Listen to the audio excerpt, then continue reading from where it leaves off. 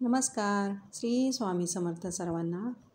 तुमचं सर्वांचंच माझ्या यूट्यूब चॅनलमध्ये खूप खूप स्वागत. आजपासून पितृपक्षाला सुरुवात झाली.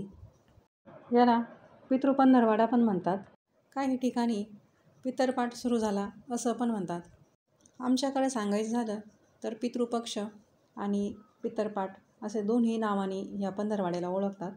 मृत्यूलोकात गेलेले आपले जे पूर्वज असतात, पितर असतात, ते या पितृपक्षामध्ये पृथ्वीतलावर येतात. त्यामुळं त्यांना तृप्त करण्यासाठी, त्यांच्यासाठी तर्पण करण्यासाठी हे दिवस असतात. यालाच आपण पितृपक्ष किंवा पितरपाठ असं म्हणतो.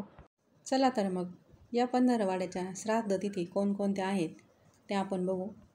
श्राद्ध तिथी म्हणजे मृत व्यक्ती ज्या तिथीला मृत झाली ती तिथी, त्या तिथीला पितृपक्षात त्या व्यक्तीच्या नावाने अन्नदान, धनदान, वस्त्रदान करण्याची प्रथा आहे, आपली परंपरा आहे.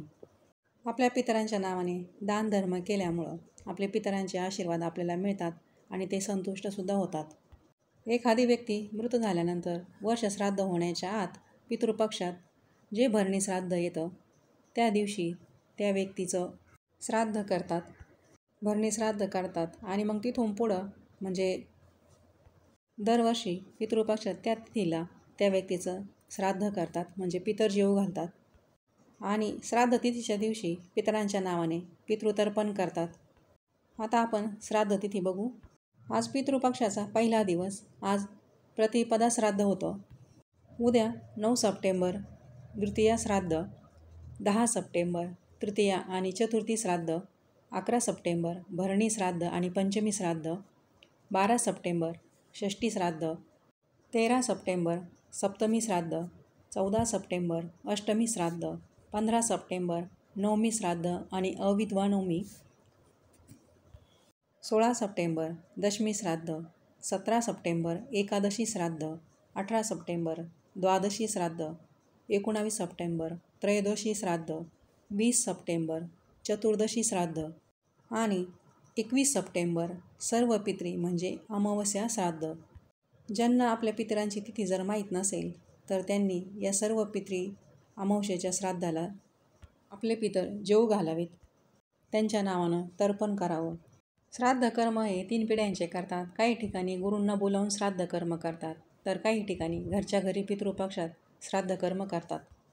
आमच्याकडे सांगायचं झालं तर घरच्या घरी या पितृपक्षामध्ये पितरांचं तर्पण करून पितर जेवू घालतात. पितरांसाठी जो स्वयंपाक करायचा असतो तो स्वयंपाक करतात. त्यानंतर गाईला घास देतात, मग कावळ्याला घास ठेवतात. या दिवशी कावळ्यानं घास घेणं हे खूप महत्त्वाचं असतं. कावळ्याने घास खाल्ला नाही तर समजून घ्यायचं की आपल्याला पितृदोष आहे, म्हणूनच कावळ्यानं घास खाणं हे तितकंच महत्त्वाचं असतं. कावळ्याला घास ठेवल्यानंतर मग पितरांच्या नावाने पितर स्वरूप एक व्यक्ती जेवू घालतात.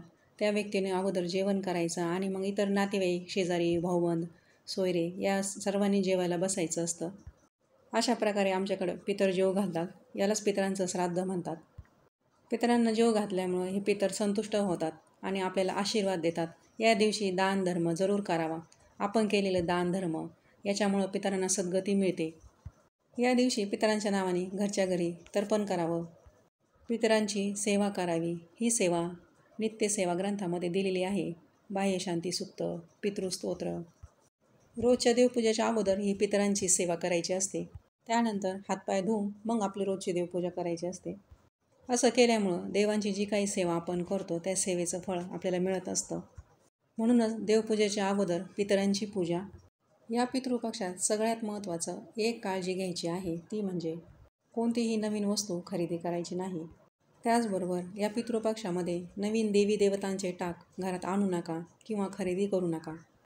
ही एक काळजी घ्यायची आहे. तर असो, धन्यवाद सर्वांना.